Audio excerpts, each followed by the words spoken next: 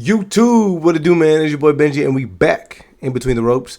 We are here for another episode of WWE Raw. We gotta provide y'all my opinions, my facts, my thoughts.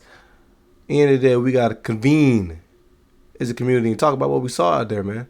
I do appreciate each and every one of y'all for the support. We continue to climb up there in subscribers, and I do gotta shout out a couple folks, man. Shout out to Chase, Bazman, Varys VQ, and Switchblade, man. Y'all have been tapped in, bro. We are vibing right now on Patreon, and y'all are really getting me hip. Yeah, a lot of y'all in the comment section. But of course, I gotta shout out those few right there. They're making it happen, bro. They really putting me on with a bunch of matches, storylines, TV shows, and movies to watch. I do appreciate each and one of y'all. We vibing, we getting it all together throughout the madness that we're seeing on TV week to week. But first of all, I was supposed to be at this show.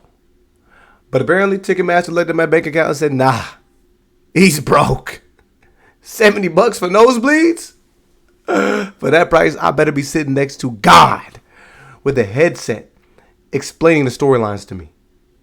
Plus, I couldn't even figure out the time, so instead of a vlog, you get this rambling and review. You're welcome. Rhea Ripley opens the show for the first time in forever, and thank God it's not one of those visions segments. If I had to watch one more prophetic lighting cue, I was going to start seeing visions of my own credit card bill. Anyways, she's talking about how she thought that the Kabuki Warriors would handle things inside of the ring. Girl, are you still seeing green? Because the last time I checked, Asuka's miss is not FDA approved. It's not really. Rhea said what Asuka and Kairi... Okay, let me not do that. I'm sorry. I'm not gonna do the accent. Rhea says what Asuka and Kairi did to Io crossed the line. Excuse me? Miss Ripley, you powerbomb people through furniture on a weekly basis. You are not the morality police. It's like Hulk Hogan teaching a college course on loyalty. Rhea invites the Kabuki Warriors to come and get her, but Io comes out instead, basically saying that Rhea was right about Asuka and Kairi. Spoiler, no, she was not. She could have not foreseen what would happen with Kairi. None of us could have. Except for us. We did. We knew what was going to happen. Kairi just probably signed up for the chaos package. Honestly, Rhea should just know better. Families fight. Damage control has more drama than a Thanksgiving dinner with Wi-Fi issues. We then see Asuka show up on the screen with Kairi. It's like they're running a long-distance FaceTime intervention. They tell Io that she needs to just apologize in order to rejoin the family. Meanwhile, Io is just standing there looking like she's rethinking all of her life choices, including joining a group with a name that sounds like a malware protection app. Just when you think everything's going to calm down, the Kabuki Warriors pull off the old sneak attack on Rhea, and Io absolutely loses it, tries to help Rhea, and ends up eating a face full of mist for her troubles. Rhea, of course, gets comboed with every tag team move short of the Dudleys coming out of retirement. Logically, yes, Rhea and Io should win this eventual tag team match. But, I mean, come on, dude. The Kabuki Warriors need this W. They haven't won much of anything since returning. Seriously. I mean, at this point, I've seen more W's on my McDonald's Monopoly board. No lie, I actually enjoy this K-pop style drama more than 90% of what Raw has put on TV this year. I mean, at least the storyline kind of makes sense, like in a way that a telenovela about mist and betrayal makes sense.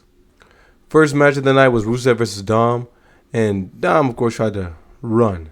The second, Rusev started handing out bruises like party favors. A sneaky belt shot to the back of Rusev wouldn't stop that man, so Dom pulled the classic throw the weapon, fall down, hope the ref's dumb trick. Unfortunately, the ref was not dumb. He saw Dom fall on the ground and tells him to get up. Plan B, nut shot plus roll up equals Dom retains. Eddie Guerrero is probably somewhere shaking his head. I'm not going to get too mad about it though, because I am a Dom fan. And side note, a lot of the people that are complaining about Dom's run are the ones that contributed to the fact that Dom's run is slightly worse than what you imagined it was going to be. The problem is a lot of y'all boo Dom so badly that he doesn't get to speak. So they had to be creative in the way that they developed his storylines. Better yet, Dom is doing more for the company than pretty much anybody else could have done with the championship. He's doing so much for AAA. He's double champ right now. Let's not forget. And at the end of the day, if you pay attention to what Dom is doing outside of WWE TV, he's cooking, man. We then got to see a backstage segment where LA Knight wants another crack at Seth Rollins. The New Day ends up barging in, asking for title shots, even though Grayson Waller's on the shelf thanks to the not yet banned Mexican Destroyer. LA Knight shrugs and adds KOFI to his to-do list. From not yet champion to world champion, or at least former world champion. He thinks someone's going to learn today. Yeah. And then during another commercial break, we got to see Byron try and stir up some drama during an interview, but Finn and JD, dude, I'm like bushmouth today. Finn and JD just made fun of him as a conspiracy theorist. Honestly, these two are just way too good to be glorified extras. Please give them something meaningful. This is their second tag team championship title run within the last year, and they are still sitting around not doing anything. And so the tag team division continues to suffer. Bro, when is the last time anybody's ever seen the American Crew or whatever they were? I don't even remember their name anymore. The people that were running with Chad Gable. We got to see Bayley versus Raquel. I mean, Roxanne interfered. Bayley got distracted. Raquel hits a Tahana bomb. Roxanne then laid out Bayley until Lyra shows up to make the save. And in the midst of all this, we see Bayley just go from emotion to emotion, from character to character. The problem is that none of these characters are truly solidified in regards to their personality. And the only one that's identifiable is the quote-unquote hugger Bayley. But, dude, I mean, honestly, no emotional investment for me anymore. Shout out to my girl from the Bay, though. LA Knight versus Kofi Kingston. LA Knight beats Kofi Kingston. Cool, I guess. The New Day is still stuck doing single stuff instead of, being a tag team. So, I don't really know why I should care. These guys are not even winning tag team. They're not even winning tag team matches. Yet they're asking for tag team championship opportunities. Whatever, dude. Unfortunately, it's even hard for me to even be excited about LA Knight winning because what does this do? The dude was backstage asking for a championship belt opportunity against Seth Rollins because he was the last person to beat Seth. So what? That was before he had the title, bro. AJ Styles and Dragon Lee fought the Americanos. Styles and Lee won. Whoop-de-doo. Moving on. I mean, dude, I'm not going to move on just yet. AJ Styles didn't even cut a meaningful promo. Whatever. Next. Never mind. I don't even want to get upset. WWE is absolutely running out of stories and characters because for some reason, Dominik Mysterio was interviewed after his win, and Penta shows up to intervene in this interview and challenge Dom. Dom basically said, dude, I've already whipped you 5 times. Why are we still talking? Which is a fair point. Penta, let's go somewhere. Now, I actually kind of like this segment. Becky was backstage roasting Maxxine. So used to talking about jobbers. Just kidding. Becky's backstage roasting Maxxine as 5'9" of failure. I like a dude think about. Maxxine is a stallion. Dude, Tozawa starts blushing at the mention of AJ Lee and then immediately got punched in the throat. I thought that was kind of funny. Then Maxxine gets beat down, and then Becky just dusted off her hands and strolled into Seth, who was standing about 5 feet away. She asks Seth about where he is mentally and if he needs any help. Seth mentions that he has to beat Cody Rhodes alone. He then walks into the ring. He gets a promo, hyping his match against Cody as industry defining. The crowd literally screamed for anyone not named Seth Rollins. I do not understand how this dude continues to believe that he carried this company into the quote-unquote promised land. Cody Rhodes shows up and dunks on Seth for being insecure and losing control of his faction.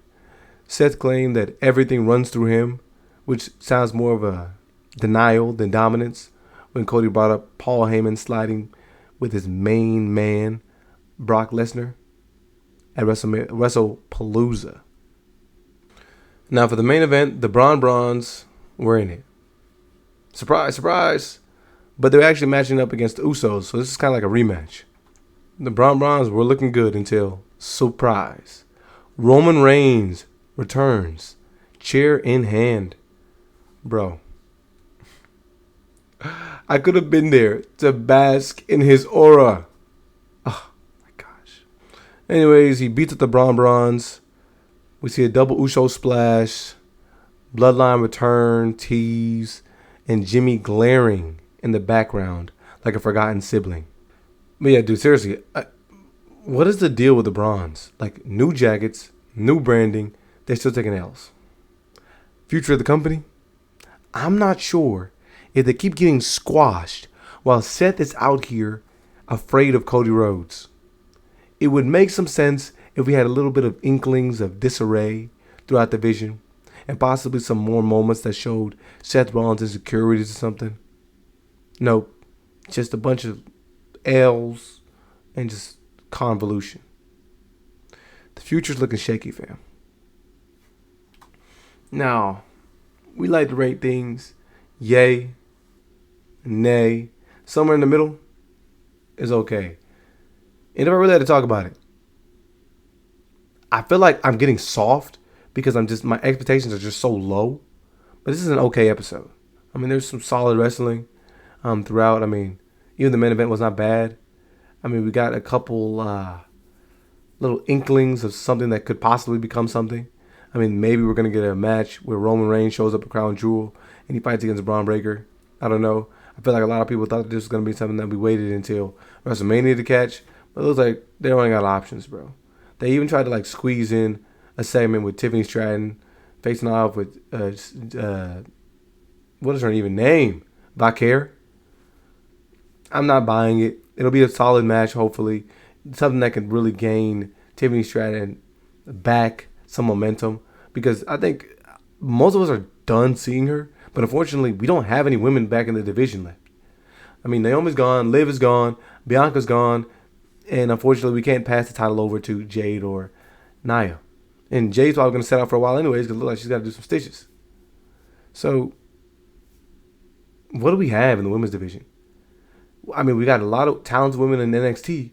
Yet, again, I'm afraid. And speaking of things, something I'm afraid of.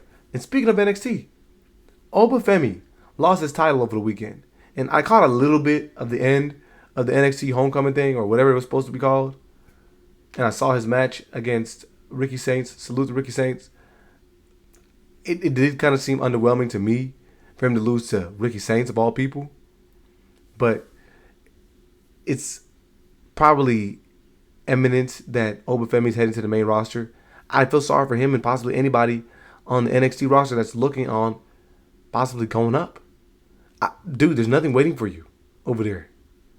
Maybe you can be one of the lucky few that at least get TV time. Braun Breaker, Lyra, Carmelo Hayes. Those are the main ones I would argue are getting TV time right now. Unfortunately, and the only one that's really getting booked well is Tiffany Stratton. At least Lyra held a championship. And Braun Breaker had something going on for him last year. Currently, don't really know what they got, but Tiffany Stratton's probably going to break a record for how long she's going to hold that title. Again, I'd be nervous if I was anybody on the NXT roster if they propositioned me the opportunity of leveling up, because we've seen plenty of these guys come to the main roster and then vanish in the thin air. But yeah, man, this is an okay episode. I mean, maybe a couple of things can come of it as we build towards Crown Jewel and to Cena's possible return and Braun Breaker coming back on TV. I'm sorry, Brock Lesnar coming back on TV. Because this dude just attacked Cena, disappeared, and that's it. I don't know, man. I'm just going to try to stay patient. I'm trying to keep things more positive. Y'all let me know what y'all thought about this one. Stay tuned to the next one.